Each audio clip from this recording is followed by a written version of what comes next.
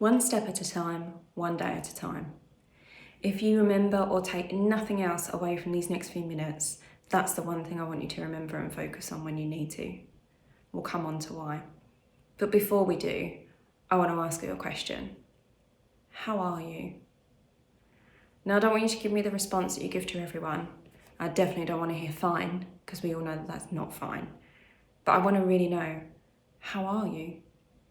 Don't just answer here in your head. I want you to message me and let me know.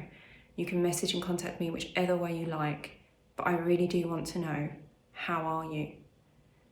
There's so much talk everywhere now about safety, about how coming out of lockdown is going to be. You've got the excitement, the fear, the anxiety, everything, all of these emotions that we never normally have all in one go. And it's hard. And it's all right for it to be hard. And that's where we need to give ourselves grace. For some of us, we've loved the idea of lockdown and having some time on our own and to think. And if we're lucky enough to have been furloughed and actually not have to physically work, then we've had even more time. But sometimes time is not a good thing. We can go too far into our own heads and our minds and our thoughts. Or we can be lonely. Let's be honest. It doesn't matter whether we live alone or with others, if we've seen other people for our daily exercise or not. This has been an isolating time. Even for me, someone who, loves connecting with people and has connected throughout lockdown 1, 2, and 3, I struggled with this one. I found it hard. There was so much change personally and also in the world around me. On my daily dog walk, I realised I'd forgotten how to actually communicate with people. There was the whole dance about who was going to cross the road or who was going to walk in the road briefly. But we didn't smile at each other. We didn't acknowledge that there was another one of us on the path. And why not? We're still humans. We're still going through this together. And then it hit me. It was the fear. We've forgotten how to. We've forgotten what those expectations might be and what's considered as acceptable and friendly and normal. We worry so much about doing the right thing or protecting ourselves in our bubbles that we forget that what we need is bigger than that we need that connection. Whether that's just a smile in the morning or a brief hello, it doesn't have to be a full-blown conversation. It's just that acknowledgement that you're there. And that took me back to a time in my life when I did need that acknowledgement. A time when COVID and lockdown didn't feature in our vocabularies, but a time where I completely broke down. And I can remember it was a time when I was employed by a big organisation. I never took a day off sick because that was something I told myself I couldn't do. And then my body made me take that time off. And it had been a few weeks. And then out of the blue, I had a text message on a Saturday morning.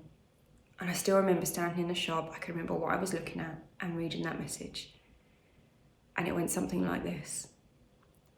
Hey miss, noticed you haven't been in for a few weeks. I'm worried about you. Are you okay? Not mind-changing, mind-blowing words at all. But here's what made me stop. Someone had noticed I wasn't there. They weren't my boss, they weren't even a direct colleague. They were someone that knew me. Someone cared enough to reach out and ask me if I was okay. They'd noticed I was missing. They'd noticed it wasn't normal.